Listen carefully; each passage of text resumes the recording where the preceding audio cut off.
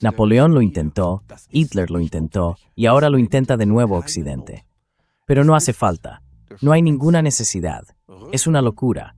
Reforzar la defensa, tener capacidad de disuasión y comunicar esa capacidad también por vías diplomáticas, eso está bien. Pero ese tono fanfarrón no ayuda a nadie, solo provoca. Algunos tienen miedo de que se les critique si dan prioridad a la diplomacia antes que a las armas. Y eso me preocupa. A veces me pregunto, ¿cómo sabemos si estamos preparados para defendernos de un ataque? O si, en realidad, estamos dispuestos a hacer la guerra nosotros mismos.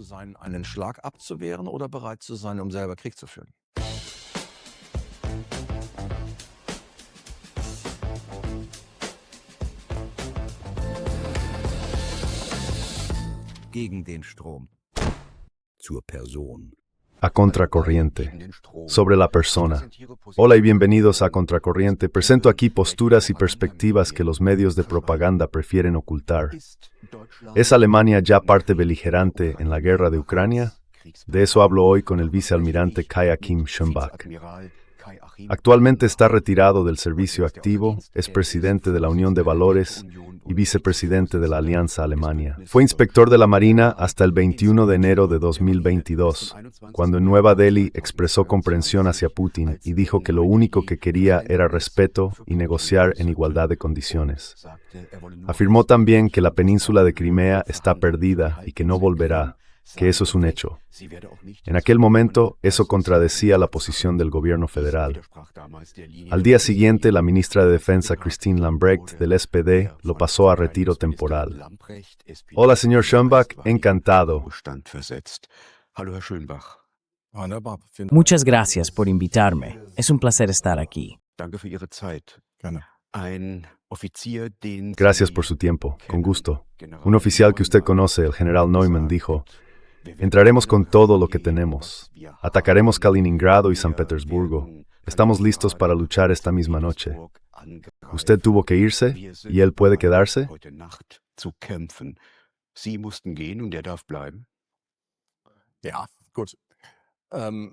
Bueno, a ver, mi mujer diría ahora mismo, tienes que saber no solo qué dices, sino también cuándo lo dices. A veces dices lo correcto, pero en ese momento resulta un poco desafortunado, desde mi punto de vista, claro, y además fue poco antes de la guerra. Eso no hay que olvidarlo nunca. Y complementando lo que usted acaba de decir, es así. Efectivamente, yo solo pedí que se nos tratara de igual a igual y que tanto a nivel nacional como internacional nos relacionáramos con respeto. Y la cuestión de Crimea se ha perdido, efectivamente, porque la Federación Rusa no la va a devolver voluntariamente. En aquel momento, hablamos de 2022, como he dicho, todavía antes de la guerra, parecía algo escandaloso defender la vía diplomática. Y hoy, en cierto modo, sigue pareciendo escandaloso.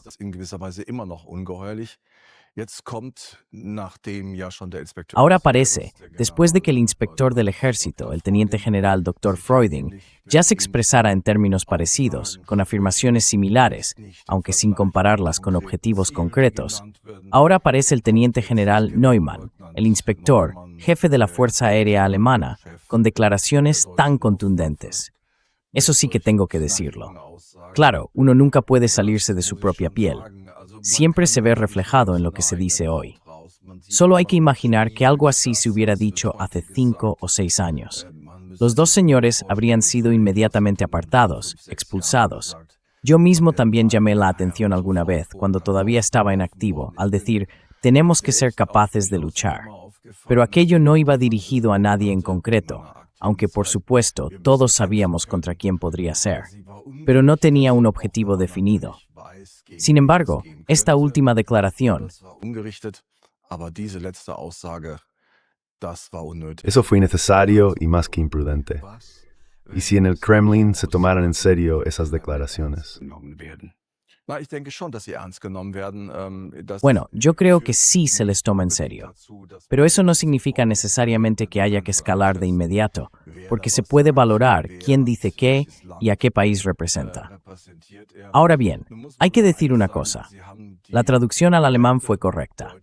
En el mundo anglosajón, y especialmente en Estados Unidos, no hay que olvidar que la forma en que se trata la guerra, el combate, el uso de medios militares y también la manera en que se percibe todo eso, ese apoyemos a nuestras tropas, es muy distinta. Allí incluso se pintan calaveras en los aviones. Es una relación completamente diferente con ese tema. Aquí, en cambio, siempre se ha sido mucho más reservado.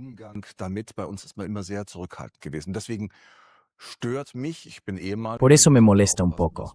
Soy un antiguo miembro y creo que hay que tener cuidado de no atacar a los que están en activo desde la posición de ex. Yo no lo hago, en absoluto. Pero claro, cuando traducimos eso al alemán, se convierte en ese lenguaje clásico, frío, neutral. Estamos preparados para luchar esta noche suena distinto a we are ready to fight tonight. Y también hay matices. We are ready to fight tomorrow significa que todavía necesitamos un poco más de tiempo. Él dio la entrevista al Telegraph. En el mundo anglosajón, me atrevería a decir que quienes lo escuchan con sus propios oídos lo perciben de otra manera. Si hubieras guardado silencio, habrías seguido siendo un filósofo.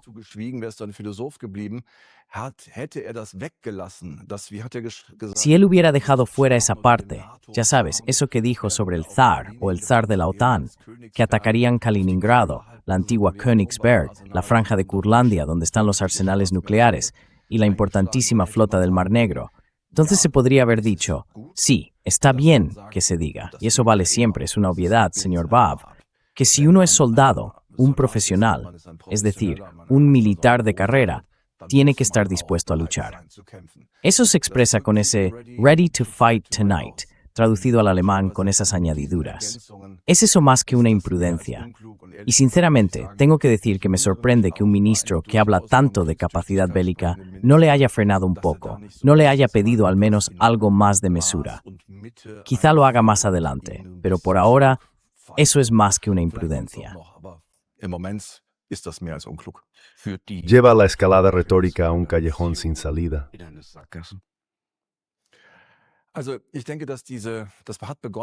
Bueno, yo creo que eso ya ha empezado.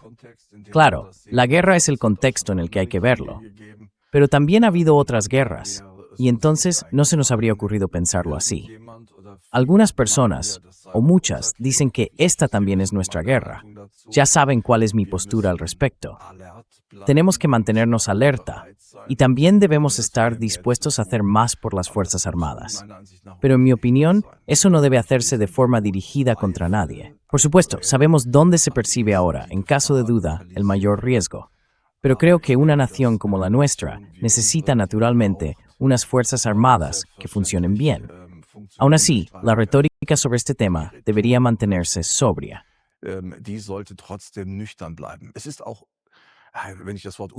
Cuando uso la palabra anti-alemán, claro, por desgracia ya está cargada de connotaciones. Pero no es propio de nosotros mantener ese tipo de retórica. No estamos en guerra. Rusia no nos ha declarado la guerra, y nosotros tampoco lo hemos hecho. Por eso, en respuesta a su pregunta concreta, diría que ese camino lleva a un callejón sin salida, porque llega un punto en el que ya no se puede volver atrás. Y por eso creo que ahora es importante poner un poco de orden, sin dañar a esa persona, pero diciendo un momento, bajemos un poco el tono, y después que haya una explicación por parte del ministro. En mi opinión, ya va siendo hora.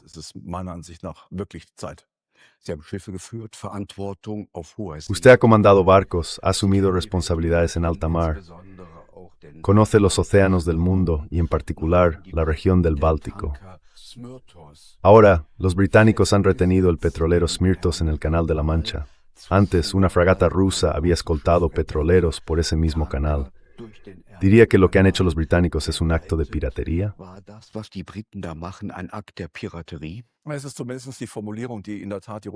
Esa es al menos la formulación que de hecho utiliza la Federación Rusa.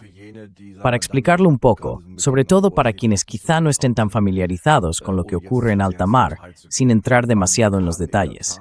En realidad, estos barcos suelen navegar bajo banderas de países como San Cristóbal y Nieves, o no sé, Camerún. Son países que, por lo general, no prestan demasiada atención a las medidas de seguridad en este tipo de buques, especialmente en lo que se refiere a la protección medioambiental. Y claro, en caso de preocupación por un posible riesgo de colisión o de encallamiento, se pueden realizar inspecciones con ese propósito.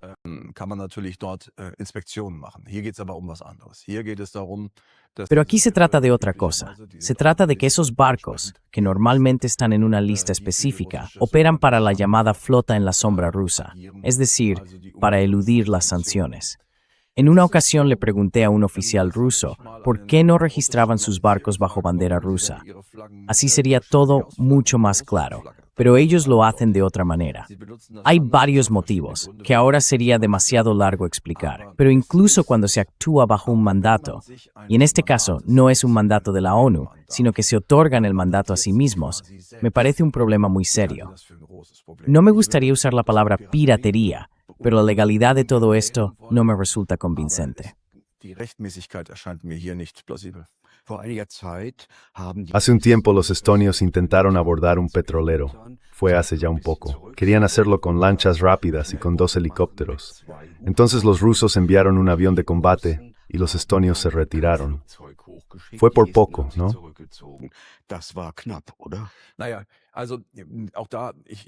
Bueno, mire, yo le entiendo perfectamente. Y claro, también veo esos titulares que suelen aparecer ahora. Le pongo un ejemplo. Piense en ese caso de la fragata o de otros parecidos. Ahí se dice, por ejemplo, destructor ruso o fragata rusa patrulla frente al Reino Unido o frente a Alemania. ¿Y qué hacen ahí?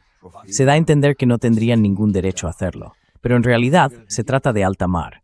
Y en alta mar cualquier barco puede patrullar tanto como quiera, siempre que no esté dentro de aguas territoriales. Nosotros, por cierto, también lo hacemos. Así que conviene mirar de vez en cuando lo que uno mismo hace. No tiene nada de malo.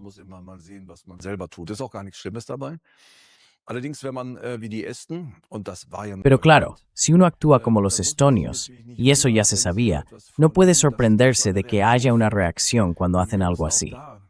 También en este tema, y lo noto, a veces nos pasamos la pelota unos a otros. Yo, por la razón que sea, me he convertido en un supuesto simpatizante o incluso en un comprendedor de Putin. Aunque uno adopte simplemente una posición neutral, ya se le coloca, y eso es lo grave de estos tiempos, permíteme ese apunte, si hoy en día no te posicionas claramente contra la Federación Rusa, sino que intentas analizar las cosas con frialdad, tal como son, ya te consideran del lado equivocado.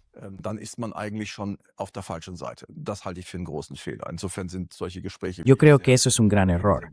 En ese sentido, conversaciones como esta, por lo que veo, son muy importantes. Así que no hay que sorprenderse. El barco fue sobrevolado, o mejor dicho, esos helicópteros fueron sobrevolados por un Wenzhou ruso, un avión de combate. No fue algo menor, pero es exactamente lo que pretende ser, una advertencia, igual que ha ocurrido recientemente en el Canal de la Mancha. Lanzarse advertencias mutuas está bien, así se ve claramente, hasta aquí y no más allá. También nosotros en Occidente tenemos que aceptar que para la Federación Rusa existen líneas rojas, y si se cruzan, hay que asumir las consecuencias.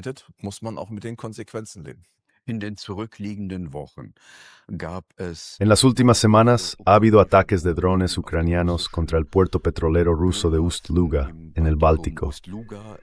También ha habido ataques contra el puerto de Primorsk, más al norte hacia Finlandia, y ataques durante el Foro Económico Internacional en San Petersburgo. Los rusos afirman que a veces hay más de 100 drones al día en el aire. Dicen además que esos drones sobrevuelan territorio de países de la OTAN en el Báltico e incluso de Polonia, sobre todo por zonas poco pobladas. Y a partir de eso concluyen que todo estaría coordinado con la OTAN. ¿Cómo valora usted esa interpretación?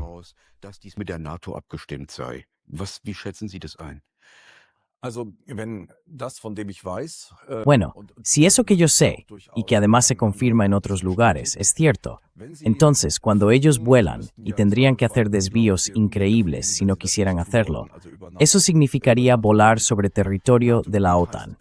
Y territorio de la OTAN quiere decir el de algún Estado nacional. En este caso se trataba concretamente de Estonia.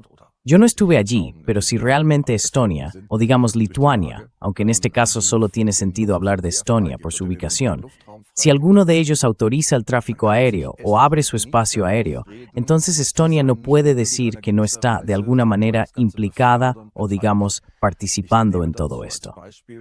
Pongo como ejemplo a Irán. La versión, o mejor dicho, la visión iraní sobre la cuestión de si pueden, si pudieron o si tienen derecho a atacar a las monarquías petroleras.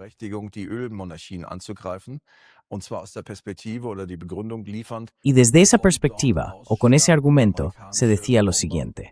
Desde allí despegan bombarderos o aviones de reconocimiento estadounidenses que llevan la guerra a Irán y la combaten allí. Es decir, desde ese punto de vista se afirmaba, no participáis activamente con armas o con aviones, pero lo estáis facilitando o incluso haciendo lo posible. En otras palabras, si se vuela sobre territorio de la OTAN, y la OTAN, diría yo, es una cuestión nacional, entonces Estonia, o quien sea en ese caso, se coloca en una posición peligrosa. La cuestión de la neutralidad. Neutrales no lo somos ninguno. Pero digamos que esa idea de mantenerse al margen, esa palabra parte beligerante, que pende sobre nosotros como una especie de espada de Damocles, se acerca cada vez más. Entonces, ¿fue Estonia una parte beligerante? War dann Estland Kriegspartei? Bueno, como decía, yo no lo reduciría a una sola medida. Pero, en efecto, esa concesión, ya hacemos muchas cosas, pero esto es algo completamente distinto. Porque la percepción, y vamos a decirlo, aunque corremos el riesgo de que nos vuelvan a meter en la misma categoría, la percepción desde el punto de vista ruso sobre Estonia es la siguiente. Saben que los ataques vienen de Ucrania, pero si un dron llega a través del territorio estonio, desde Estonia, eso cambia las cosas. En un conflicto bélico entre Rusia y Ucrania, un ataque así puede considerarse parte del intercambio, aunque hablar de que algo está bien en una guerra no tenga mucho sentido. Pero el hecho de que los estonios, si realmente fue así, lo permitan, bueno, eso es algo que tarde o temprano tendrán que asumir. Formáis parte de todo esto. El asesor del presidente ruso, Patrushev, dijo hace poco que la Marina Real está coordinando las acciones de la OTAN para bloquear a Rusia desde el mar Báltico. ¿Hay algo de cierto en eso?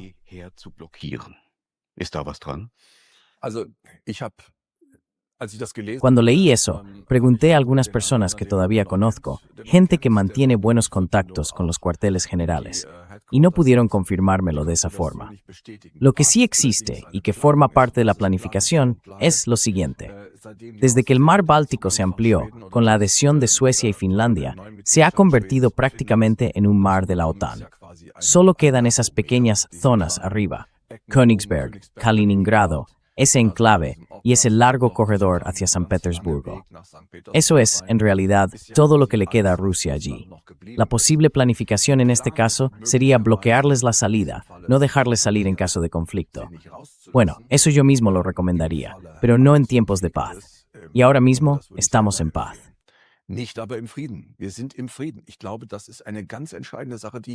Creo que eso es algo realmente decisivo y que cada vez se está perdiendo más. Siempre damos la impresión, al menos así podría interpretarse, de que estamos al borde de una guerra, de un ataque de Rusia contra la OTAN.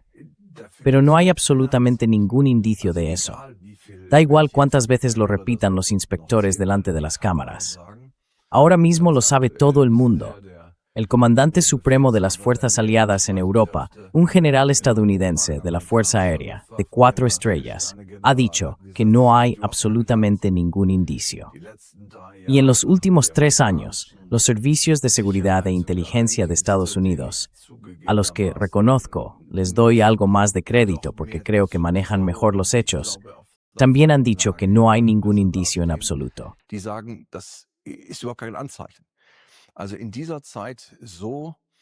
Así que, en este momento, afrontar la situación de esta manera, eso lo resume todo, la retórica y la forma de planificar. Punto. Yo sigo siendo soldado, eso no cambia.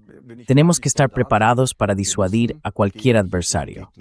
Pero, como dijo hace poco en una entrevista con Koppel, no recuerdo ahora el nombre, ese conocido bloguero ruso, o más bien un bloguero y presentador que aparece cada noche en televisión, él dijo algo muy claro: no hay que sorprenderse si, después de pinchar a Rusia una y otra vez durante años, con un hierro candente en el ojo, llega un momento en que responde.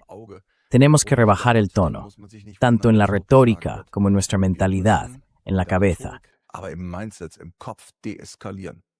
Sie haben 2016, 2007 Usted dirigió en 2016 y 2017 un importante grupo naval de la OTAN en el Mediterráneo, la NATO Maritime Group 2. Conoce bien la región y la situación allí. Ahora hay una misión de la Unión Europea que se centra en combatir el tráfico de armas en torno a Libia.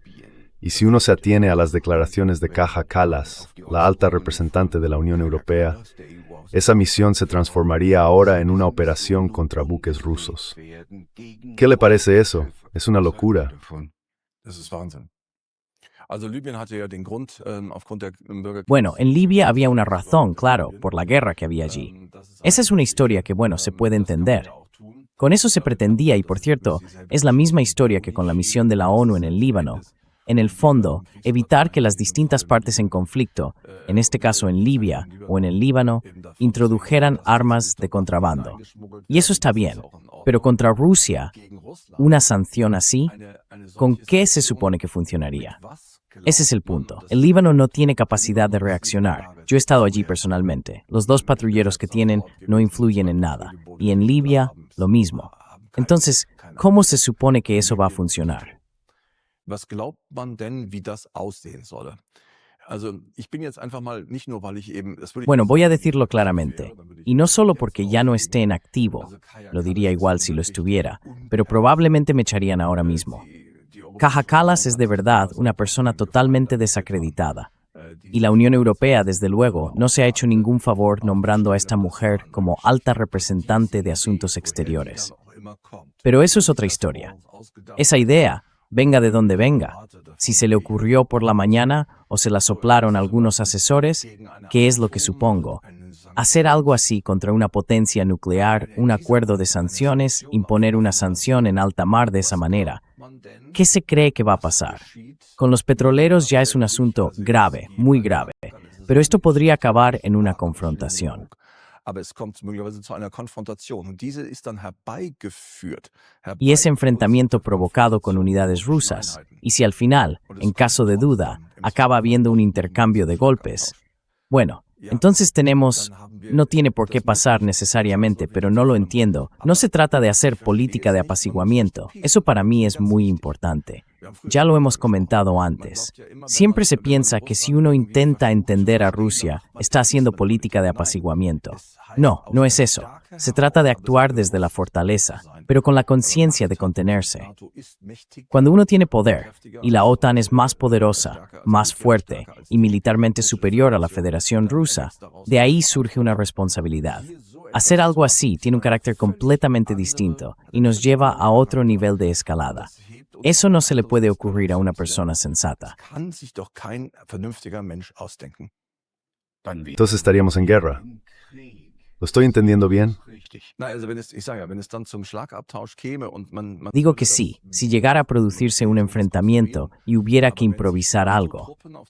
Pero si las tropas de la OTAN, que están desplegadas en algún lugar por el embargo, y esa es precisamente la idea, impedir que los barcos rusos lo rompan, si esas tropas estuvieran allí y fueran acompañadas por unidades de combate rusas, que por supuesto también tendrían una misión, la de garantizar un paso seguro. nämlich die sichere Durchfahrt zu gewährleisten, dann stehen sich hier 2 Motivationen gegenüber und das Aquí se enfrentan 2 motivaciones, y eso podría llevar, si deciden romperlo. ¿Qué se supone que van a hacer? Acercarse, disparar a la máquina, todas esas cosas que pueden pasar en el marco de un embargo, que uno se imagina.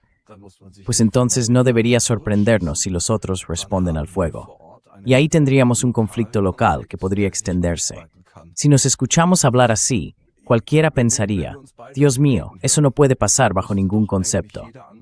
Pero aún así, cada vez estamos más cerca de que ocurra. Aber wir kommen der Sache immer näher.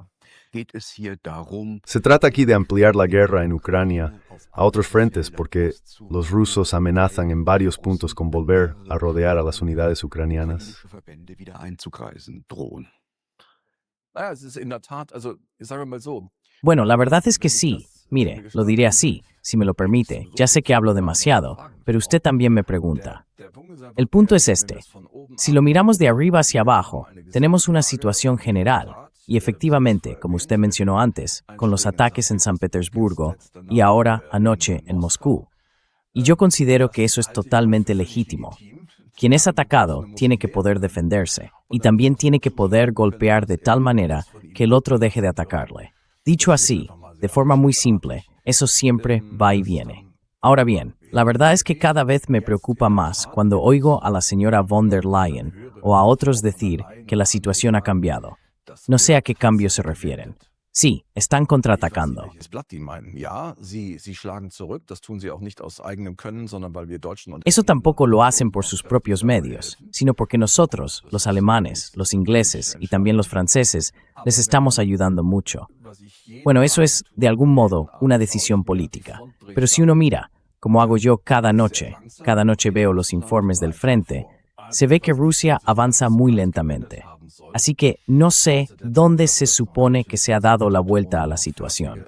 Salvo por el hecho de que, claro, ahora con los drones pueden golpear con más fuerza. Pero el punto decisivo, en mi opinión, y eso es interesante, es que el canciller dijo ayer o anteayer, después de la cumbre del G7 en Evian, en Francia, queremos llevar a Rusia a la mesa de negociaciones. Queremos obligarla a negociar y así poner fin a la guerra. Por eso tenemos que apoyar aún más a Ucrania. Y eso efectivamente es lo que se está haciendo. stärker unterstützen.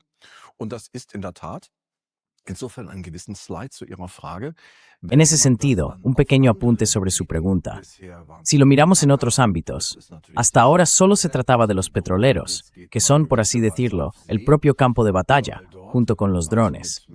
Pero ahora quizá se esté pasando al mar, a todo lo que tiene que ver con impedir el envío de armas y equipos. ¿Hasta dónde se quiere llegar?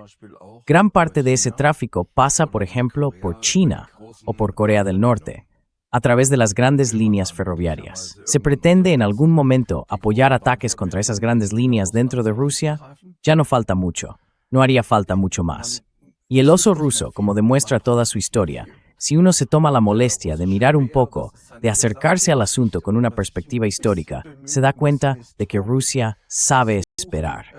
Y espera mucho tiempo. Nähern sieht man, dass Russland sehr lange wartet und immer von den roten Linien spricht und scheinbar werden rote Linien. Y siempre se habla de las líneas rojas. Y al parecer, esas líneas rojas están cruzando por parte de los otros, quien quiera que sean esos otros. Y Rusia sigue sin hacer nada. Y entonces llega el golpe fuerte. Y eso tiene que pasar. Y espero que también en el Ministerio de Asuntos Exteriores alemán, y ahí, de verdad, no hablo de los políticos, hablo de los auténticos expertos, de los grandes especialistas que hay allí, que ellos, a pesar de todo su conocimiento y de la presión que ejerce su dirección política, en algún momento, como se dice en el ejército, se ciñan el acero, es decir, que reúnan todo su valor y les digan a sus políticos, a sus jefes, esto no lo podéis hacer, aquí estamos corriendo un riesgo. Zu sagen, jetzt dürft ihr das nicht machen, hier laufen wir Gefahr. Das kann man nur hoffen. Professor Glenn Deason von Solo der podemos esperar que así sea. Norwegischen Universität. El profesor Glenn Deason de la Universidad del Sur de Noruega tuvo hace poco como invitados a dos expertos en geopolítica, el profesor John J. Mearsheimer de la Universidad de Chicago y su colega moscovita, el profesor Sergei Karaganov. A mí me pareció muy interesante porque el profesor Mearsheimer, que es estadounidense, dijo que si Rusia llegara a planear un ataque nuclear contra Europa, según su pronóstico, Washington se mantendría al margen. Y Karaganov respondió que el objetivo principal de un ataque nuclear ruso tampoco serían los soldados estadounidenses. Sí, lo vi. Karaganov también estuvo con Roger Koppel en el programa de Welt Watch. In Rumänien und Polen, sondern es wäre Deutschland, denn dort säßen die Revanchisten. Wie bewerten Sie das? Ja, ich habe es gesehen. Karaganov war ja auch bei Roger Köppel in der Weltwoche. Ich habe ja selbst mit diesen auch schon ein Interview geführt. Yo mismo he hecho una entrevista con él.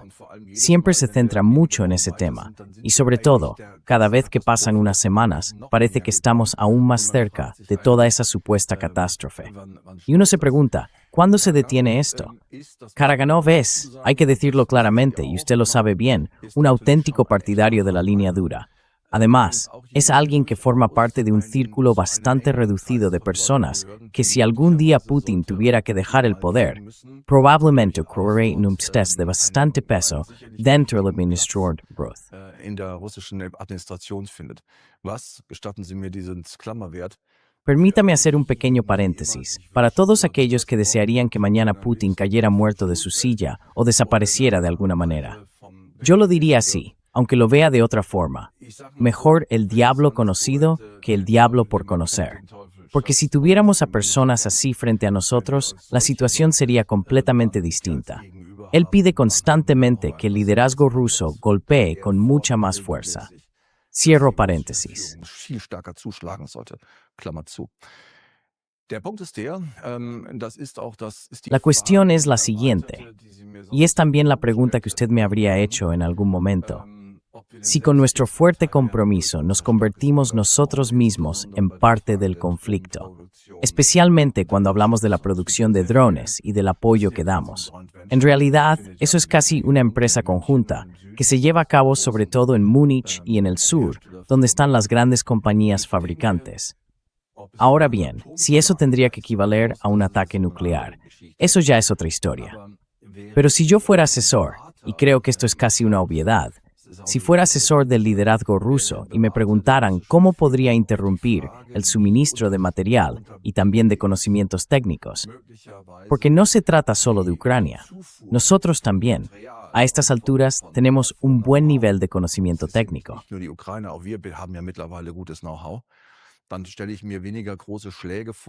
Yo no me imagino grandes ataques o algo por el estilo, sino más bien cosas como cortar líneas eléctricas o provocar incendios en alguna de esas grandes instalaciones que tendrían un impacto mucho mayor en el suministro y la entrega de drones. Así que no pienso tanto en un ataque nuclear. Creo que eso sería realmente el último recurso, el último de los últimos, quizá incluso más allá de lo que se entiende por último. Porque si la Federación Rusa, y eso lo dice Gerasimov muy claramente en la doctrina, se encontrara en una situación vital o de emergencia existencial, el uso de armas nucleares forma parte de las opciones. No significa que tengamos que esperar que mañana caiga una bomba sobre Múnich, pero sí que en algún lugar, y de forma muy limitada, algo así podría llegar a ser imaginable. Usted sugiere que la Federación Rusa, incluso por debajo del umbral nuclear, todavía tendría formas de limitar la transferencia de conocimientos, de drones y de material militar. ¿Cuáles podrían ser? Sin duda. Quiero decir, ahora mismo seguimos en una guerra convencional, una guerra clásica. O bueno, quizá un poco menos clásica por el uso de drones. La primera guerra realmente marcada por los drones fue la de Armenia y Azerbaiyán hace unos años. Y ahora tenemos que reconocer, y eso también va a influir en cómo planteamos nuestro armamento en todas las ramas de las Fuerzas Armadas, que los drones no tripulados se han convertido simplemente en algo estándar. ¿Se acuerda de hace unos años, cuando se hablaba de los drones armados? Mi antiguo jefe, Müller, que más tarde fue inspector de la Fuerza Aérea, tuvo que dejar el cargo precisamente por eso. Y hoy, nosotros mismos fabricamos drones kamikaze.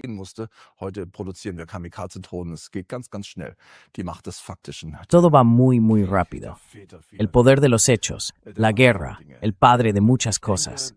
Creo que la Federación Rusa, en este momento, y quienes entienden un poco del tema lo perciben claramente, está luchando con una mano o incluso con un brazo atado a la espalda. Por eso es tan peligroso seguir escalando el conflicto sin poner en marcha, al mismo tiempo, iniciativas diplomáticas. Tenemos que apostar por la diplomacia. La Paddle-Freist Tourists Pro Processor. Aber Pero sobre Eric Bad, no quiero atribuirme méritos que no me corresponden. Eric Bad dijo hace poco en una entrevista que en Alemania parece que incluso estamos especialmente orgullosos de no tener contactos diplomáticos más allá de nuestro embajador, de no hablar con nadie más. Es para echarse las manos a la cabeza. Tenemos que hablar y también tenemos que pensar en cómo podría reaccionar Rusia en una escalada que no llegara a ser nuclear. Porque si llega a ser nuclear, todo cambia por completo. ¿Qué más podría pasar? Y no estoy seguro, no tengo la impresión de que estemos lo bastante preparados para eso. Sobre todo, no en el plano mental, intelectual. Am 22. Mai El 22 de mayo, los ucranianos atacaron con drones una residencia de estudiantes en Starovelsk. Hubo 21 muertos. Starovelsk está cerca de Lugansk. Conozco esa zona y, por lo que pude observar, no hay instalaciones militares en los alrededores. La Federación Rusa afirma que se encontraron componentes de Starlink. Un periodista italiano estuvo allí y asegura que, bueno, eso ahora no lo diría. Teile italienischer Fabrikate gefunden worden. Ist hier der Westen an Kriegsverbrechen beteiligt?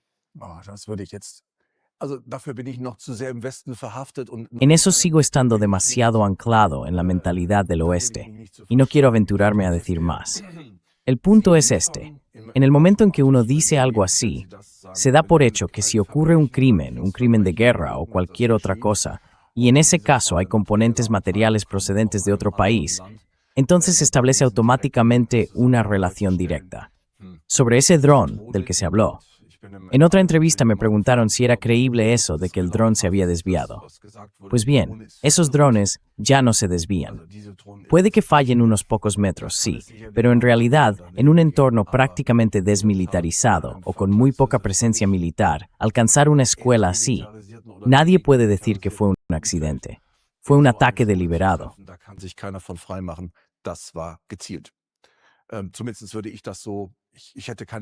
Al menos yo lo veo así. No tendría otra explicación de por qué no sé, la gasolinera de al lado, sino justo ese objetivo. Pero quiero dejar claro, no, digo que eso no forma parte de nada. No somos parte de un crimen de guerra. Además, aunque eso no lo haga mejor, hay crímenes en ambos bandos. Hasta ahora siempre ha sido. Rusia es negra, bestias malvadas que solo cometen crímenes de guerra. Ucrania y nosotros somos los buenos, los blancos, los que solo hacemos el bien.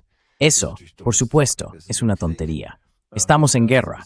Lo primero que muere, ya lo sabe usted, es la verdad. Y aquí la pregunta es, ¿qué hace Ucrania con la información que nosotros le proporcionamos? Starlink, al fin y al cabo, es básicamente información por satélite.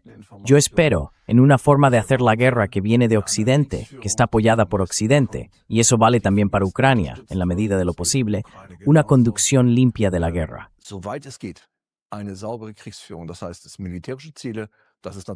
Es decir, se trata de objetivos militares, básicamente de infraestructuras de todo tipo. Son cosas que en esencia están relacionadas con la guerra. Sabemos que si no fuéramos nosotros, sino los rusos quienes lo hicieran, ellos lo harían. Y lo que los rusos están haciendo en este caso, porque hay impactos en edificios residenciales civiles, eso no está bien y no pueden excusarse de ello.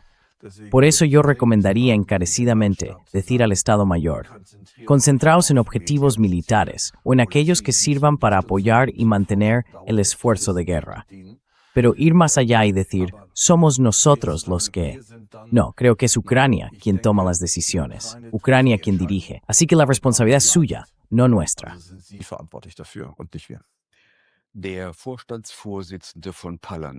El director ejecutivo de Palantir estuvo a mediados de mayo de 2026 en Kiev y habló con los responsables allí sobre la posibilidad de desarrollar una llamada kill chain, una cadena de eliminación basada en inteligencia artificial. Esto ocurrió justo antes del ataque a Starovelsk. ¿Podría haber fallado algo en el uso de la inteligencia artificial?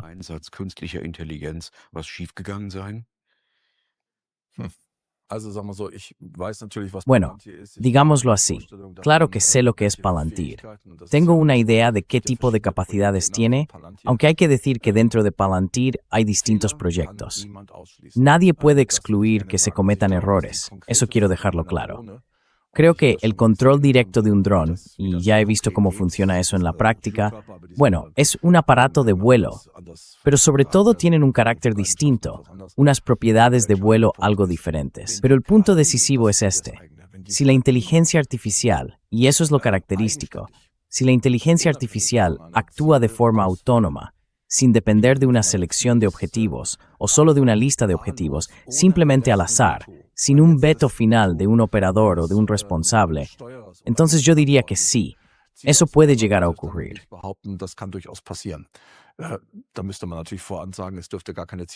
Lo primero que hay que decir, claro, es que no debería existir ningún tipo de selección de objetivos, ni mucho menos una lista de objetivos que incluya algo como un centro juvenil.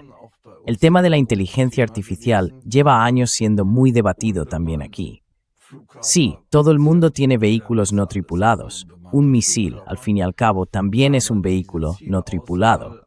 Pero esa selección de objetivos dirigida directamente a personas, sin que alguien, quien sea el responsable detrás, lo revise o lo autorice por la razón que sea, eso es otra cosa. Está claro. Un vehículo militar con soldados a bordo es un objetivo legítimo. Por supuesto que puede ser destruido. Pero algo como lo que ocurrió allí no puede pasar. No debe pasar. No debería pasar. Y sin embargo, si algo hemos aprendido en la guerra, es que esas cosas siguen ocurriendo. La selección de objetivos.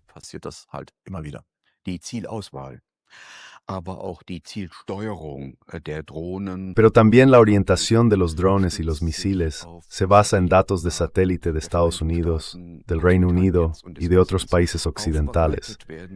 Esos datos se procesan en Wiesbaden, en los Clay Barracks de Estados Unidos.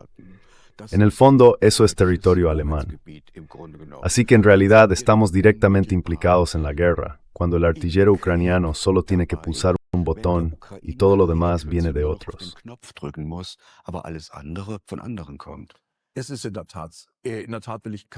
La verdad es que sí, no puedo negarlo del todo. Ya tuvimos este debate durante la guerra de Irak y también en la de Afganistán, cuando desde Ramstein se controlaban drones que volaban, o al menos parecía que volaban, al otro lado del mundo, y allí también mataban. Al final hay poco margen, y tampoco puedo escapar de mi propia forma de razonar. Por un lado, quiero analizarlo con la mayor objetividad y neutralidad posible. Pero por otro, sigo siendo yo mismo, Itzemberi Settings, y los vaos con los que crecí.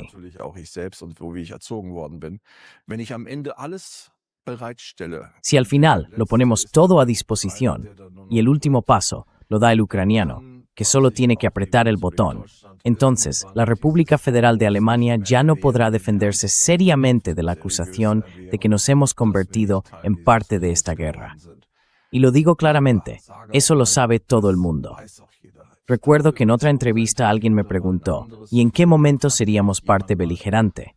Entonces alguien me comentó que existía una definición científica, una definición del servicio científico del Bundestag alemán, que establece cuándo un país se considera parte en una guerra.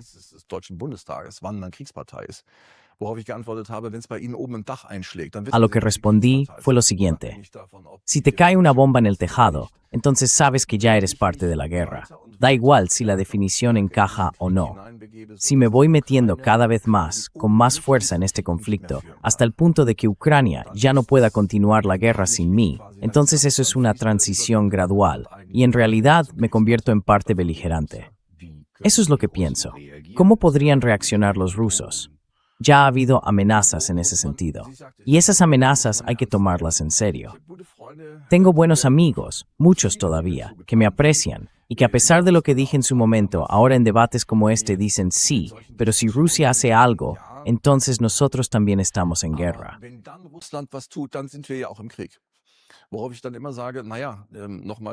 Y yo siempre respondo algo así como, bueno, sobre ese comentario, si estoy ahí, agitando una barra al rojo vivo en el ojo del adversario, Es una situación, no es sencilla, pero tampoco tan compleja. Si yo me encargo todo el tiempo de poner a otro en condiciones de causar daños, de matar y de lograr en el campo de batalla los éxitos que sean, y además le preparo todo, le doy los datos de los objetivos, le doy el material, le doy, qué sé yo, los corredores de fuego, y luego me retiro diciendo, bueno, pero fue él quien apretó el gatillo. Entonces no puedo desvincularme de eso. Así que, ¿cuál sería la reacción? ¿Qué podría ser la reacción de Rusia?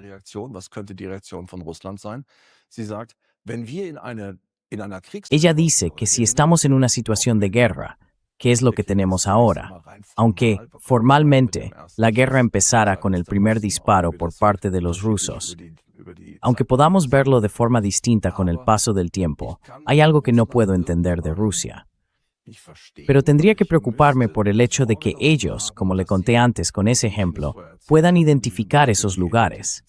Porque donde se producen esos drones, que no son los que realmente nos presionan, o cualquier otro sistema de armas, no están en Ucrania.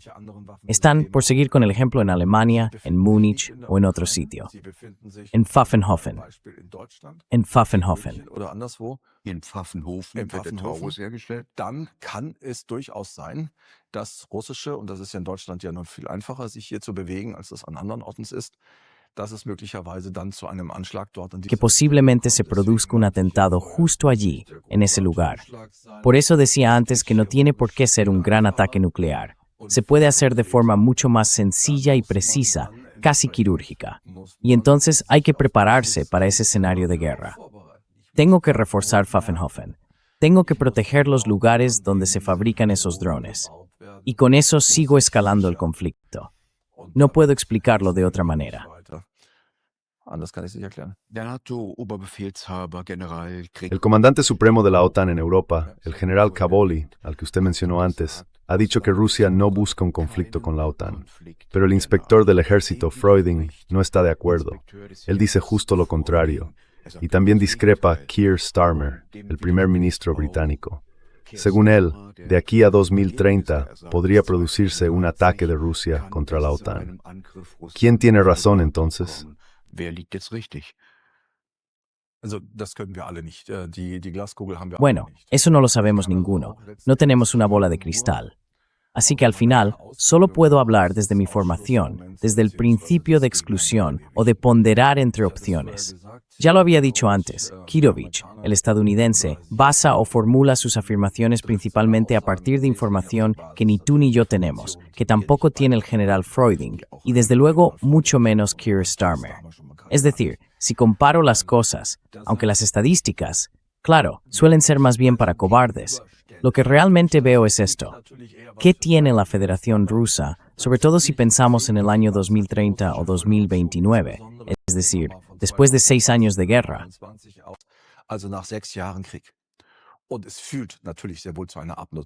Y por supuesto, esto también provoca un desgaste de las Fuerzas Armadas rusas. Sin embargo, en cuanto a su capacidad de combate y su fuerza militar, sobre todo por la experiencia que han adquirido ahora, las fuerzas rusas son mucho más fuertes de lo que eran antes de la guerra. Aún así, si miramos a 2029 o 2030, tenemos ya unos 140, 150, 160 mil muertos en cada bando. Es decir, una gran parte del ejército ruso ya ha caído en el campo de batalla. Eso significa que también hay falta de personal. Y luego está la infraestructura. Necesitamos una base económica, los rusos necesitan una base económica, y así sucesivamente.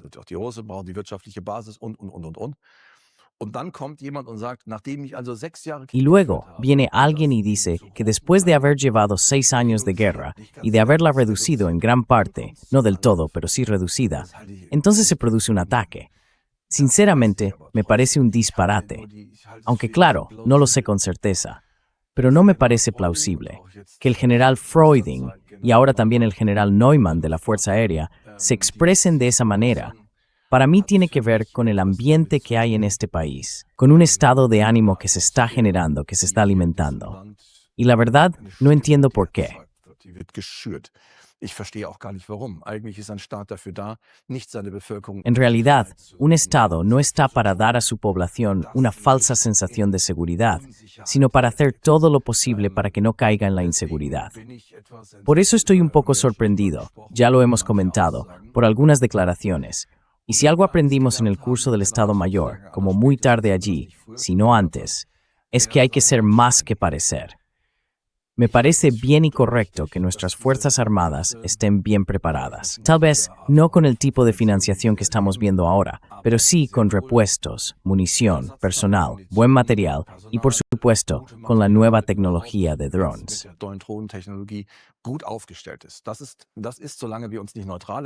Mientras no nos declaremos neutrales, el Estado tiene que mantener Fuerzas Armadas para la defensa. Y esa defensa tiene que ser creíble. La disuasión, sigo convencido de ello, fue algo positivo, aunque siempre en el fondo la espada de la guerra pendiera sobre nosotros. Pero era lo correcto. Y ser más que parecer significa, perdón por la expresión, hacer las cosas y mantener la boca cerrada. Formar bien a la gente, cuidar bien el material, introducir innovaciones, para estar siempre preparados en el campo de batalla, si llega el momento, porque eso nunca se puede descartar.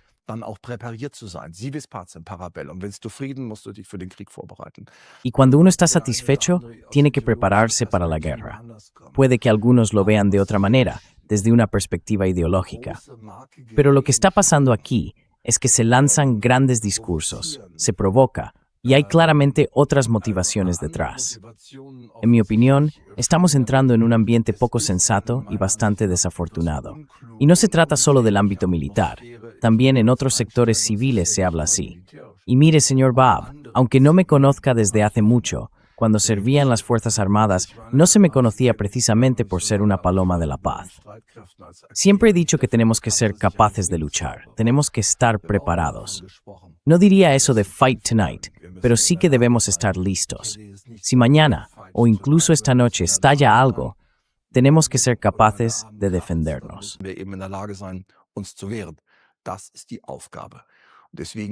Esa es la tarea.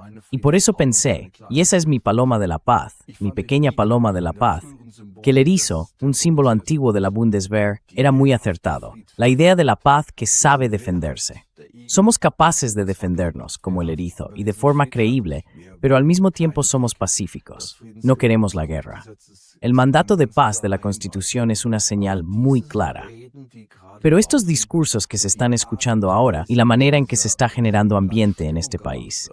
Y una cosa más, algo que para mí es realmente importante, sobre todo desde que dejé el cargo, porque sin que nadie pueda reprocharme nada, creo yo, he hablado con muchos, también con rusos, también con ucranianos.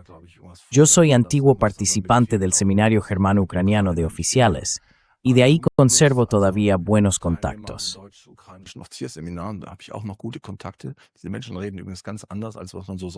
Por cierto, esta gente habla de una forma muy distinta a lo que solemos oír de Zelensky y de otros. Desde que estoy de nuevo en contacto con rusos, pero esta vez de una manera completamente diferente. Me pregunto, ¿qué crímenes cometimos en nombre de Alemania en suelo ruso, también en suelo ucraniano? ¿Qué hicimos allí? Quizá, cuando era más joven, lo veía más como algo histórico, algo del pasado.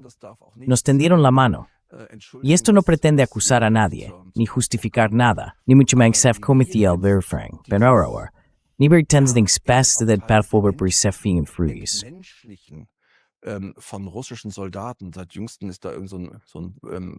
Últimamente hay por ahí un supuesto economista de guerra que ni siquiera hizo el servicio militar, probablemente por cobardía, por pereza o yo qué sé, y que se burla de cómo los soldados rusos saltan del tanque justo antes de que impacte un dron. Todo ese modo de mostrar las cosas, de informar, de hablar, me parece increíble. Y como alemán, la verdad, me da vergüenza.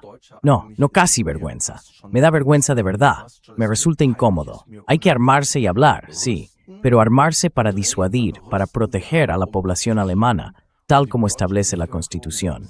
Eso es necesario frente a cualquier amenaza. Y si son los rusos, pues son los rusos. Y luchar si es necesario.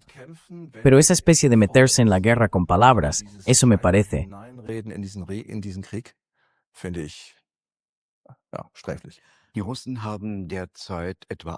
Los rusos tienen ahora mismo unos 800.000 hombres en el este de Ucrania, fuerzas entrenadas y profesionales. Aún así, el general Donnerhoff, por parte de Estados Unidos, el general Naumann y el general Freuding andan agitando el sable, sabiendo perfectamente que la Bundeswehr, el ejército francés y las fuerzas británicas, con suerte, podrían reunir un cuerpo expedicionario de 60, 70 u 80.000 hombres. Coincido con el general Couillard en que ese cuerpo expedicionario sería aniquilado en una semana. ¿Qué sentido tiene eso?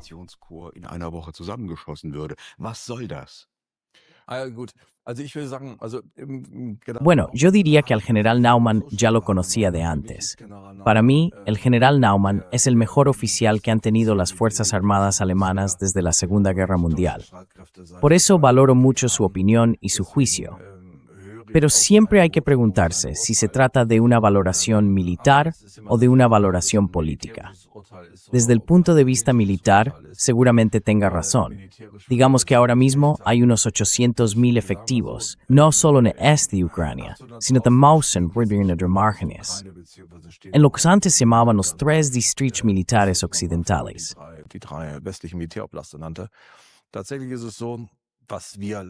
En realidad, lo que podríamos suministrar, y solo eso, ya sería una cuestión en sí misma, solo tendría sentido si estuviéramos en una guerra de verdad. Entonces, ¿qué esperamos exactamente? Y ahí es donde entramos en un dilema. Por un lado, están quienes dicen que la guerra empezará prácticamente pasado mañana y que los rusos nos van a atacar a todos, por la razón que sea. Esas personas ven que en una ciudad como Pokrovsk, donde estuve hace un año, los rusos llevan ya 18, 19, 20 meses sin conseguir avanzar. Bueno, en Sloviansk están avanzando ahora, pero en el sur, cerca de Crimea, están perdiendo un poco de terreno.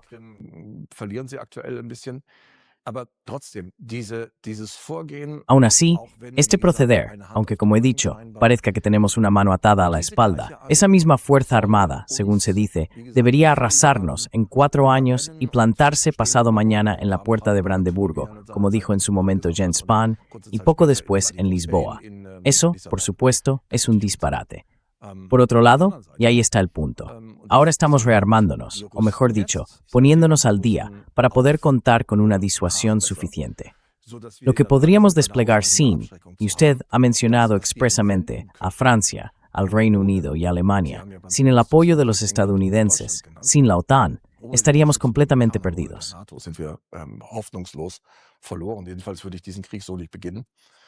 En cualquier caso, yo no empezaría esta guerra así, ni la llevaría de esa manera. Pero si miramos las cifras puras, cuántos soldados, cuántos tanques, barcos o misiles tenemos, y dejamos fuera lo nuclear, el oeste, incluso sin los estadounidenses, es superior. Entonces, ¿por qué? Y esa es para mí la pregunta clave, la motivación decisiva. ¿Por qué iba Rusia? ¿Por qué iba la Federación Rusa a atacarnos? Nadie me ha dado una respuesta convincente, ni Freuding, ni Neumann, ni Pistorius, ni Steinmeier, ni ninguno de ellos me ha explicado qué motivo podría tener Rusia para decir, vamos a atacar a Europa ahora. ¿Por qué iban a atacar a Holanda? ¿Por qué iban a atacar a Alemania? O Austria, o Italia. ¿Por qué? Se trata, con todo este ruido de sables, de distraer a la población para que no vea que con el aumento del gasto militar les están sacando el dinero del bolsillo y ese dinero acaba en los bolsillos de las empresas armamentísticas, sobre todo en Estados Unidos.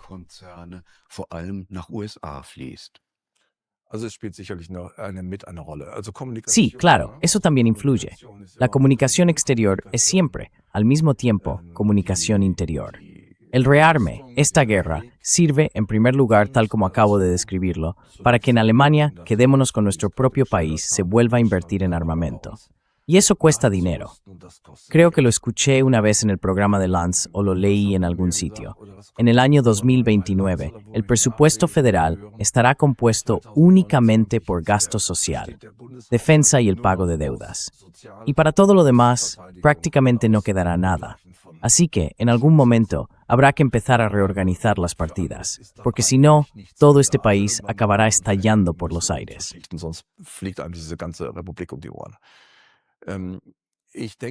Y creo que no se trata tanto de desviar la atención de este caso.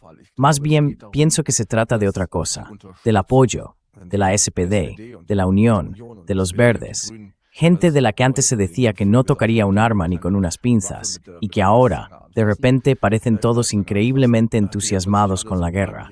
Quieren ser elegidos o mantenerse en el poder, pero lo hacen en un escenario, en una república, donde con temas de defensa, de rearme o de política exterior y de seguridad, en realidad no se ganan elecciones. En Alemania, las elecciones son sobre el trabajo, de política social y de sanidad.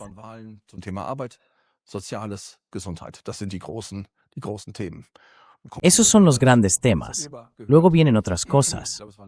Pero ahora habéis oído, creo que fue una encuesta de INSA, que el 70% de los alemanes están preocupados y ven a Rusia como el mayor enemigo. No es que yo viva sin preocupaciones, pero no se me ocurre despertarme por la mañana pensando si Rusia me va a atacar mañana. Hay otras cosas en las que pienso. Creo que este tipo de retórica, este tipo de ambiente del que hablábamos antes, se crea para justificar eso, para justificar esas sumas enormes de dinero. Y lo peor de todo, lo que voy a decir ahora, pero aún así, desde mi punto de vista,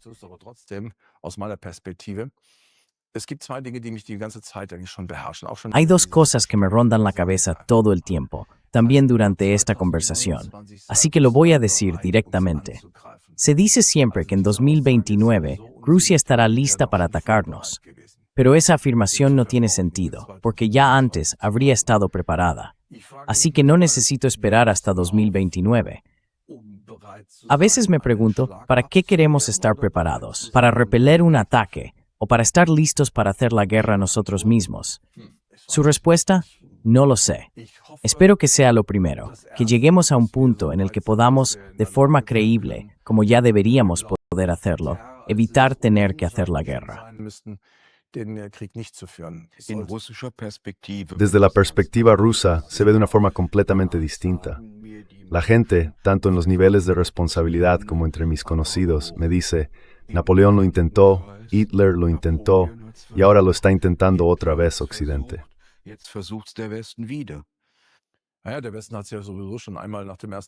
Bueno, Occidente ya lo intentó una vez después de la Primera Guerra Mundial, tratando de entrar también a través de Persia. Así que Rusia, vamos a dejarlo claro otra vez, entender a Rusia, o al menos intentar entenderla. Hablé una vez con la señora Krohn-Schmalz, que de verdad es una gran experta en el tema, y ella dice exactamente lo mismo. Tenemos que hacer todo lo posible para que el supuesto adversario no se sienta demasiado seguro, sino que seamos tan abiertos, tan transparentes y tan diplomáticos, que nuestras acciones no lleven al otro lado a errores de cálculo o a reacciones equivocadas. Pero entonces hay que decirles a personas como Freuding, o sobre todo ahora a Neumann, aunque son casos aislados, hay más, que se contengan un poco en ese sentido. Y eso, por supuesto, también vale para los estadounidenses. Creo que efectivamente tenemos que hacer más.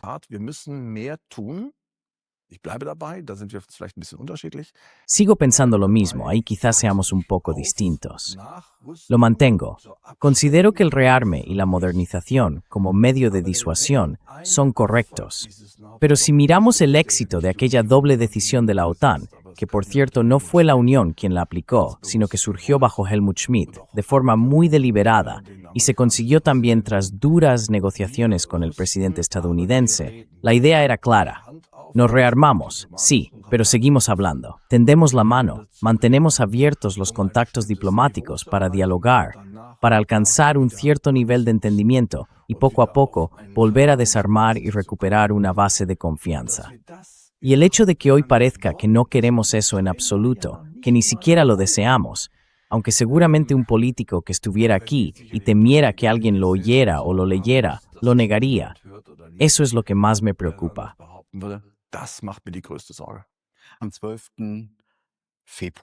El 12 de febrero de 2025 se reunió el grupo de contacto sobre Ucrania de los países de la OTAN y el ministro de Defensa estadounidense, ya se puede volver a decir así, Pete Hegseth, declaró que los europeos tienen que hacer más, que deben preparar también a su población para asumir mayores cargas en materia de armamento. Y en el fondo insinuó, sin mencionar directamente a Rusia, que los europeos deberían mantener a Rusia ocupada desde el oeste, para que Estados Unidos pueda centrarse en Sudamérica y sobre todo en China. ¿Esa es una división del trabajo? ¿Se está europeizando la guerra en Ucrania para que el hegemón tenga el campo libre en Asia? Also, ich würde jetzt weniger das Wort Hegemon sagen. Bueno, yo no usaría tanto la palabra hegemonía, aunque claro, en cierto modo lo es. Pero eso ya lo hemos comentado alguna vez y también lo hemos dicho en otros contextos. Una potencia imperial, una potencia que actúa en un nivel imperial, argumenta, debate y actúa de forma imperial. No imperialista, eso me parecería demasiado tendencioso. Nosotros que somos una potencia pequeña, quizá pronto ya ni eso, ni siquiera una potencia media en lo económico, o solo eso, una potencia media, actuamos más bien dentro del concierto de la Unión Europea. Y eso, desde mi punto de vista, a veces me parece más bien algo regional o incluso provinciano. Los estadounidenses, en cambio, y esto no tiene nada que ver necesariamente con Trump, aunque muchos piensen que todo lo malo viene de él. Algunas cosas son simplemente peculiares.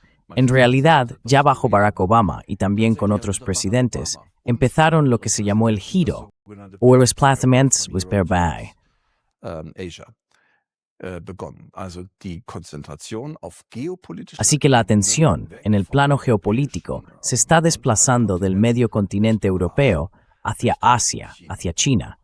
Por eso Japón y Corea del Sur van a convertirse en socios mucho más importantes para Estados Unidos en los próximos años, junto con otros países. Entre ellos está Indonesia, y en cierto modo también Malasia, que tendrán más relevancia que la que tienen en Europa.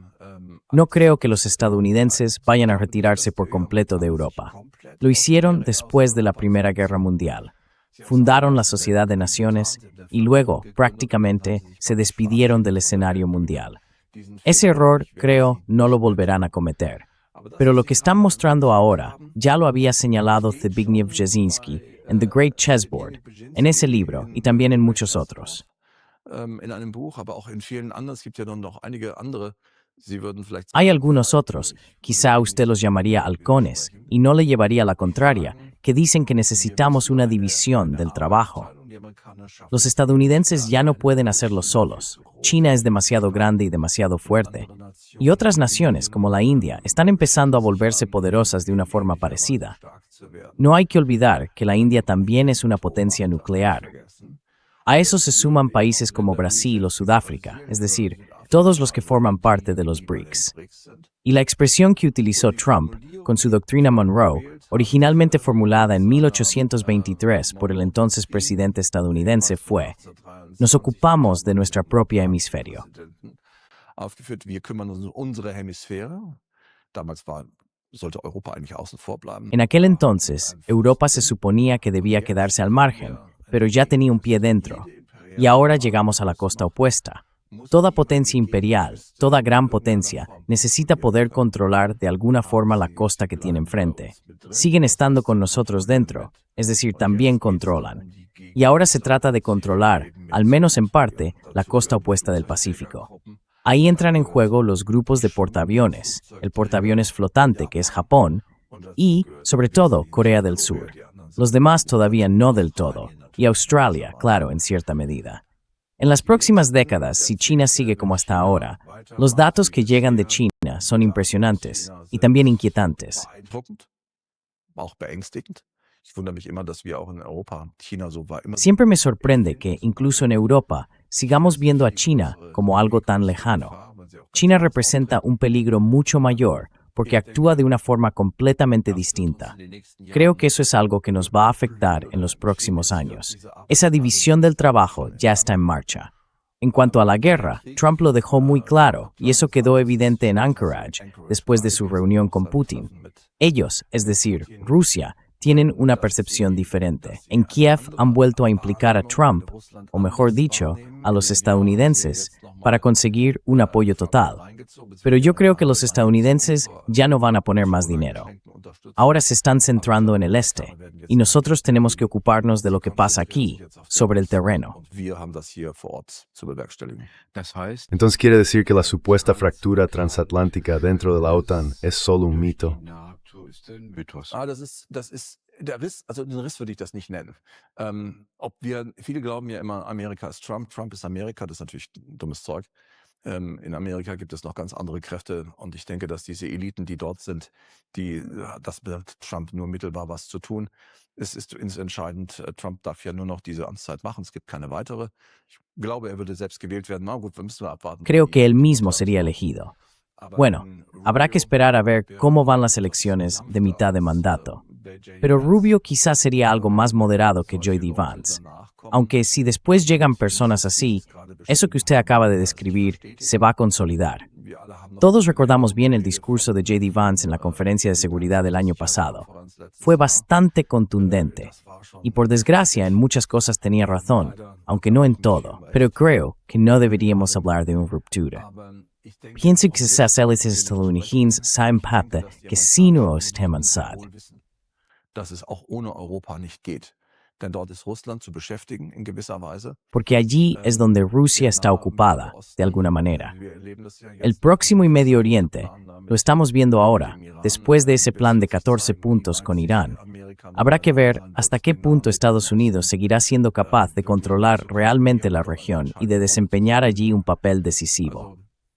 Así que en Europa, quizá vivamos una segunda fase, después de haber creído que los 500 años de dominio europeo habían terminado y que tal vez tengamos que volver a actuar con más fuerza en esa zona. El hegemón ya no puede valerse por sí mismo, me refiero a Estados Unidos. Se ve claramente ahora con el memorando de entendimiento con Irán. Hace falta un compromiso. Y eso para Alemania significa que la República Federal se convierte, por así decirlo, en una especie de sheriff auxiliar ejemplar contra Rusia.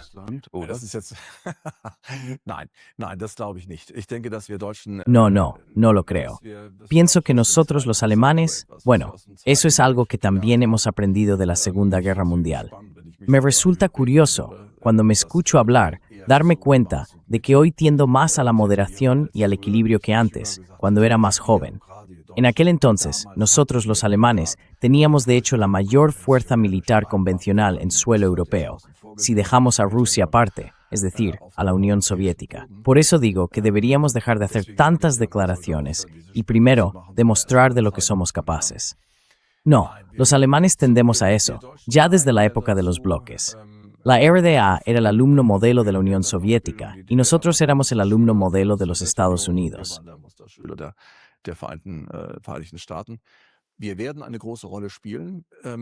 Jugaremos un papel muy importante si es que decidimos asumirlo. Solo digo esto. Y ahora me voy a mojar un poco, porque ya lo hice en la India, y al final tuve razón en todo lo que dije allí. Cuando esta guerra termine, y creo que, como seres humanos y como humanistas, queremos que acabe cuanto antes. Los geopolíticos lo verían de otra manera, sobre todo los británicos. Pero bueno, cuando esta guerra termine, habrá un alto el fuego, algún tipo de orden de paz, y después vendrá el desarme, o lo que sea que ocurra entonces. Ahora mismo estamos viendo la apertura de los primeros capítulos para la adhesión de Ucrania a la Unión Europea. Un proceso que, en mi opinión, llevará al menos 10 años.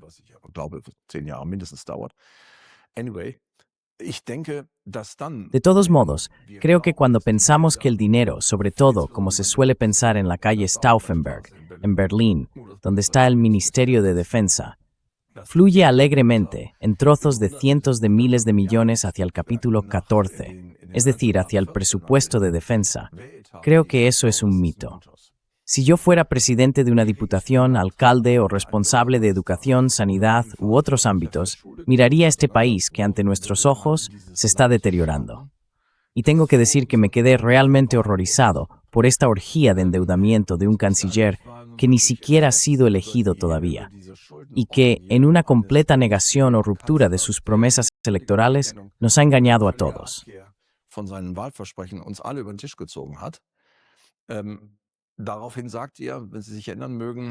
Entonces, él dijo, si recuerdan, el que después fue ministro de la Cancillería, Frey, que los ciudadanos en realidad no estaban tan interesados en que el dinero se hubiera tomado mediante una, digámoslo así, con una afirmación que no es cierta, medida de ese tipo, sino que lo que querían era ver qué se hacía con ese dinero. A mí eso me parece un error de juicio, pero bueno. Yo esperaba que en este país hiciera falta mucho por hacer, sobre todo en infraestructuras. Y cuando esta guerra termine, la gente, y también los responsables de entonces, se van a preguntar, ¿de verdad queréis seguir metiendo cientos y cientos de miles de millones en armamento, en una guerra o en preparativos de guerra que ya ni siquiera existen? Y supongo, simplemente, que el poder y las circunstancias acabarán imponiéndose.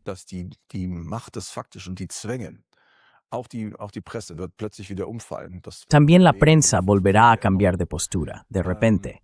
Lo veremos. Siempre acaba haciéndolo. Entonces dirán que ahora hay que hacer más por la población y por este país. Y solo un detalle, porque usted lo mezcla, o mejor dicho, porque está relacionado. El plan de defensa de Alemania, ese llamado Plan Alemania, prevé convertir al país en el gran centro logístico de todos los movimientos militares hacia el este, esencialmente pensados en esa dirección. Yo sigo teniendo buenos contactos y siempre nos preguntábamos quién había filtrado los documentos que salieron del ministerio. Hoy lo sé y hoy me beneficio de ello, de vez en cuando.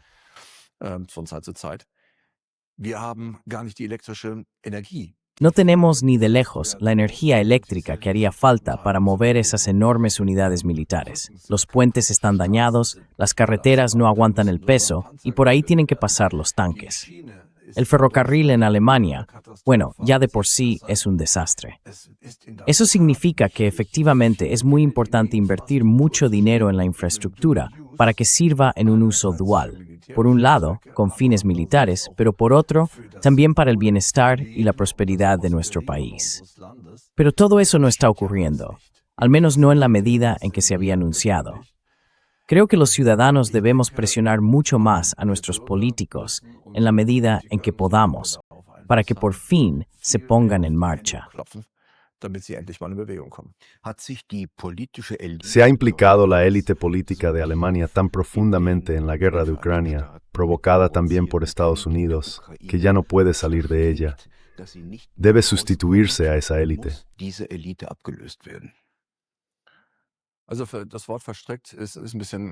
Bueno, la palabra implicado suena quizá un poco fuerte, pero en realidad es así. En mi opinión, este conflicto y todo lo que lo rodea ocupan demasiado espacio en la política del día a día. Está claro, no estamos en un jardín de infancia. No se trata de hacer las cosas una detrás de otra. Primero esto, luego aquello. Pueden hacerse en paralelo. Pero creo que la guerra, los miles de millones que se destinan allí, el armamento que se envía, los productos que se fabrican para eso, todo eso pesa mucho. Incluso hay secretarios de Estado, antiguos, que han dicho que deberíamos asumir todo el presupuesto de Ucrania. Es una situación que muy pocos políticos afrontan. Y no hace falta que yo haga aquí publicidad de ningún partido, porque no soy miembro de ninguno.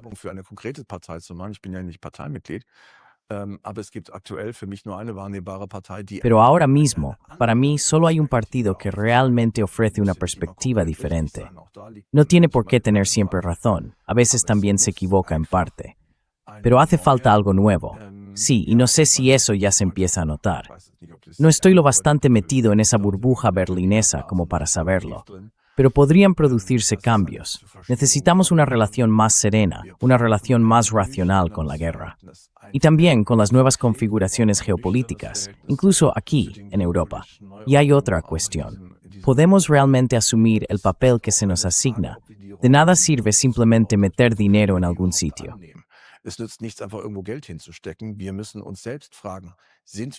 Tenemos que preguntarnos a nosotros mismos. ¿Somos nosotros, como usted lo llamó antes, el ayudante del sheriff? ¿Somos realmente eso? ¿Queremos volver a ser la gran potencia convencional en Europa, la que marca el rumbo?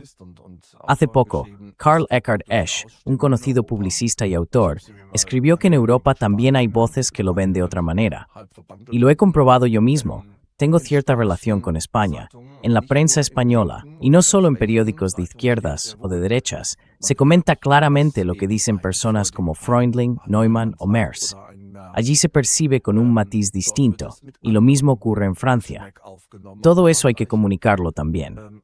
No basta con comprar armas y enviar armas, material y dinero a Ucrania. Con eso no es suficiente.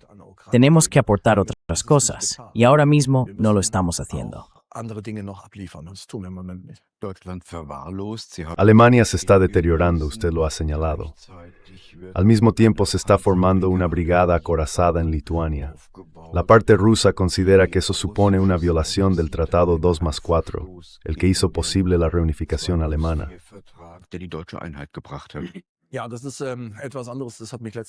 Sí, eso es otra cosa. Me lo preguntó hace poco alguien del periódico Ostdeutsche Allgemeine Zeitung. Pero el Tratado 2+4 no se refiere a Lituania. En aquel momento se trataba de los nuevos estados federados, es decir, del territorio que se incorporaba. La idea original de los contingentes en los 3 países bálticos, nosotros, como he dicho, fuimos a Lituania, era lo que se llamaba la idea del tripwire o del cable trampa. Es decir, si los rusos atacaban Estonia o cualquier otro país, si actuaban de forma agresiva, habría un contingente de la OTAN ahí mismo. Y eso significaba, su Verbände acaba implicada de inmediato.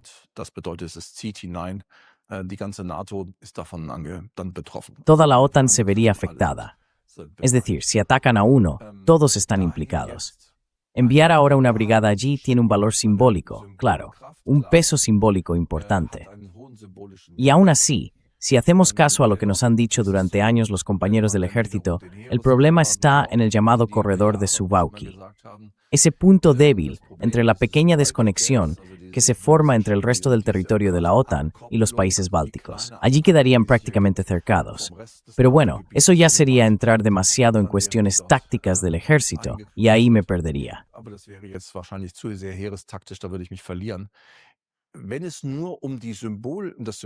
Si solo se trataba del símbolo, de que se colocara aquí una piedra conmemorativa, entonces no habría hecho falta una brigada. Y teniendo en cuenta que necesitamos nuestras fuerzas, además de todo lo que enviamos a Ucrania, también para volvernos capaces de defensa, como el ministro Pistorius insiste una y otra vez, lo cual, en principio, me parece bien, pues eso, solo que me parece una palabra poco afortunada. Además, suena bastante torpe. Seguro que se podrían haber encontrado expresiones más acertadas y más interesantes. En mi opinión, todo esto es una historia absurda. Se lo podrían haber ahorrado. No tiene sentido.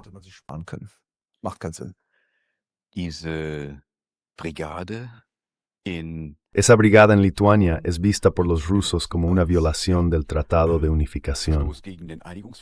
Jeffrey Sachs, el economista estrella estadounidense, ha escrito una carta abierta a Friedrich Merz y argumenta lo siguiente.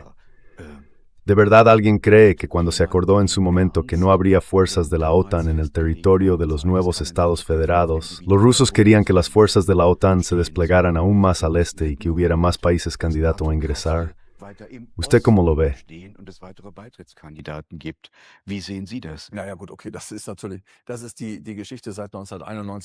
Esa es la historia, desde 1991-92, empezando con la rueda de prensa, o mejor dicho, con las declaraciones del entonces secretario de Estado estadounidense, James Baker, y de Henscher, que dijeron claramente ni un centímetro hacia el este. Lo menciono para ofrecer a quien nos escucha o nos ve, al menos una perspectiva. Por un lado sí, en cierto modo es como un motor. Estonia, Letonia, Polonia, Chequia, Hungría y todos los demás, estados soberanos que solicitan su ingreso como miembros de esa alianza militar occidental. Tienen derecho a hacerlo, porque son soberanos. Y al mismo tiempo está la afirmación de que no se avanzaría hacia el este, sea lo que sea que eso significara exactamente. Yo también habría dicho, sinceramente, que el entendimiento era ese. Y luego se dice, por ejemplo, por parte de un señor Kiesewetter, que todos conocemos, y de otros, que esa solicitud de admisión no se habría podido rechazar. Pues sí, ese habría sido mi punto. Sería, bueno, ya sabes, todo esto de sería, habría, podría, cosas del pasado hace ya muchísimo tiempo. Pero yo habría dicho que en el caso de Polonia, Chequia y Hungría, teniendo en cuenta la solidaridad y sobre todo la agresividad de los rusos en Polonia, en Chequia en el 68 y en Hungría en el 56, a ellos sí les habría concedido una excepción especial por las terribles experiencias que vivieron con el ejército ruso, con el ejército rojo.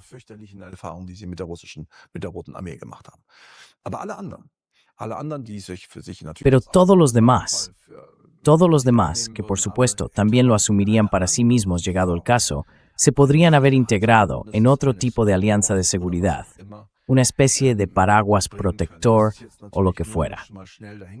Lo digo así, de forma rápida, pero el hecho es, y aquí volvemos a Hirsch, Mearsheimer lo plantea de manera parecida, que el despliegue de tropas alemanas allí, si lo miro desde un punto de vista funcional, no tiene sentido para mí. La brigada es demasiado pequeña como para frenar un posible gran ataque ruso o para avanzar hacia el Báltico. Y eso de decir que en ese caso Alemania también estaría implicada. Bueno, con una simple compañía ya lo estaría. Así que sinceramente me parece un argumento bastante forzado. Also, das halte ich alles für ziemlich vorgeschoben. Ich denke, auch hier spielt eine Rolle. Creo que aquí también la vanidad juega un papel. Los alemanes queríamos demostrar cómo somos, eso de hacerlo todo o nada.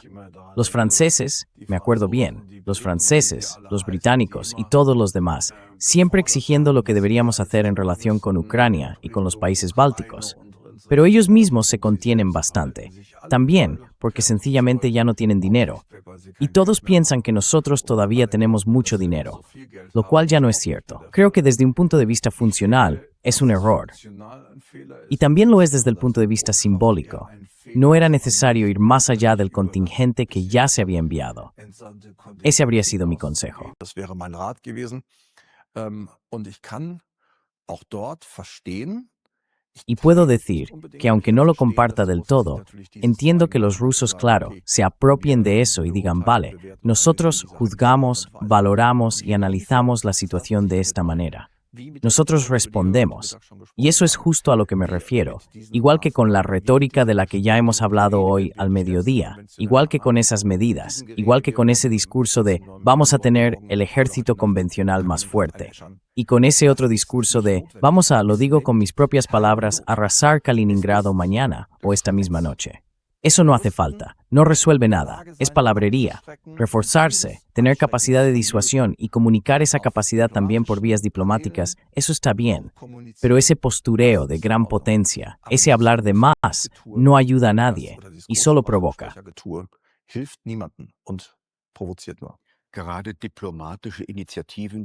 Precisamente las iniciativas diplomáticas, como las que usted reclama, han faltado desde el inicio de la invasión rusa, tanto por parte de la Unión Europea como sobre todo del gobierno alemán.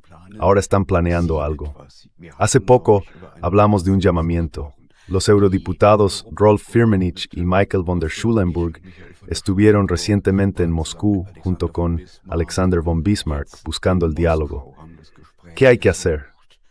¿Qué opciones quedan todavía para lograr la paz?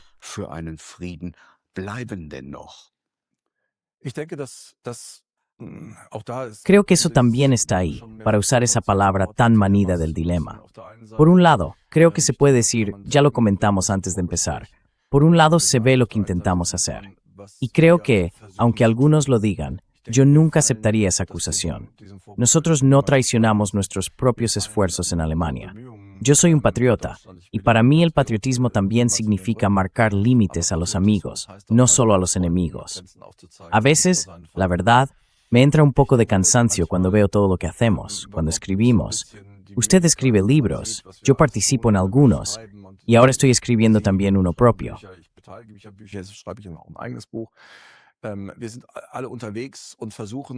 Todos estamos por ahí, intentando convencer a la gente de que adopte otra perspectiva, que mire las cosas desde otro ángulo.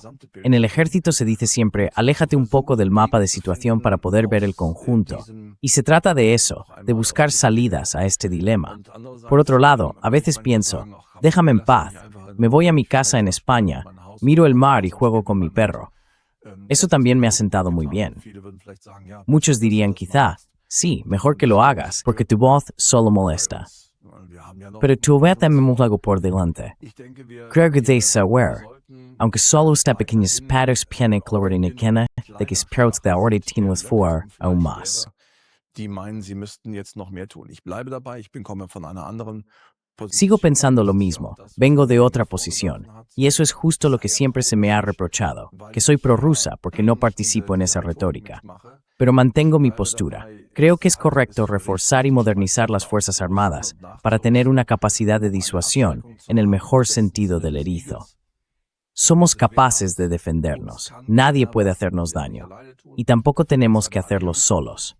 Para eso existe una alianza, pero buscamos todas las vías posibles para la diplomacia.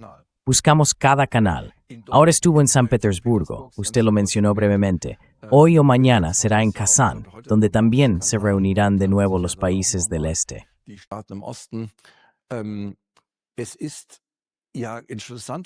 Ha sido interesante y también curioso que nosotros los alemanes, y esto fue tema en el Bundestag, pues había allí algunos diputados de AfD, lo que por supuesto da argumentos a los demás, pero tampoco ellos estaban allí como delegación.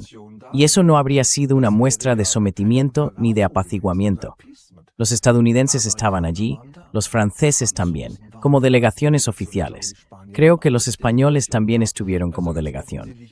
Así que, claramente, también países como Francia, que forman parte de ese grupo de apoyo a Ucrania, al menos en lo retórico, porque Francia, claro, habla más de lo que entrega, se sumaron a ese conjunto.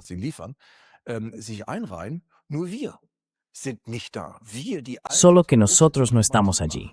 Nosotros, la vieja y gran potencia diplomática, no estamos presentes.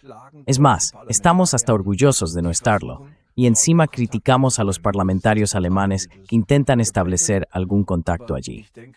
Pero eso es solo el juego partidista de siempre. Aún así, creo que todas esas invitaciones, esos llamamientos a ir allí, hay que aprovecharlos. La semana que viene, por ejemplo, hay una gran conferencia sobre seguridad en Estambul. Me habían invitado y debía intervenir, pero no puedo ir porque tengo otros compromisos. Todo eso tenemos que usarlo. Allí deberían estar personas como Patrick Baab, Kuhat y muchos otros. Y también muchos de los que sé que querían hablar, pero no se atreven. No se lo reprocho a nadie. Yo ya he recibido lo mío.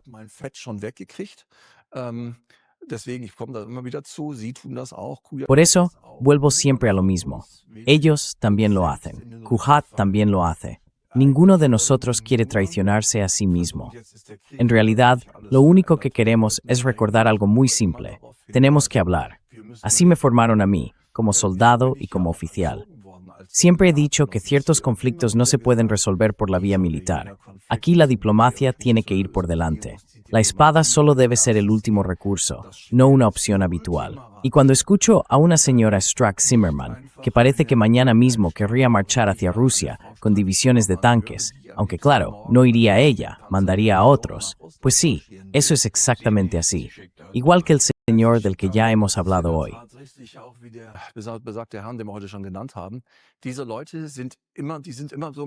Esa gente siempre está tan cómoda con el mando a distancia. Siempre tienen el control en la mano y esperan que otros hagan el trabajo. Yo creo que eso es un gran error. Y en eso pienso distinto a algunos que, en teoría, están de mi lado. Si realmente llega un ataque, venga de quien venga, entonces Alemania tiene que estar dispuesta a luchar. En ese momento sí, pero solo entonces, luchar esta misma noche. Pero no antes, no provocando la situación con discursos del tipo, venga, luchemos más. Hay que atreverse con la diplomacia.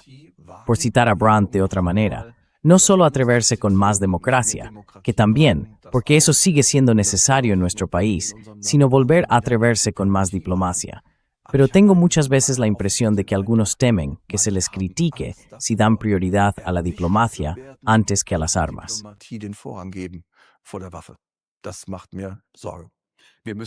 Eso me preocupa. Tenemos que atrevernos a hacer más diplomacia, dice el vicealmirante Kai Achim Schönbach, que hoy aboga por el rearme, pero también por más diplomacia. Y sobre todo dice, hay que poner fin al ruido de sables. Aquí en A Contracorriente mostramos posturas y perspectivas que los medios de propaganda ocultan.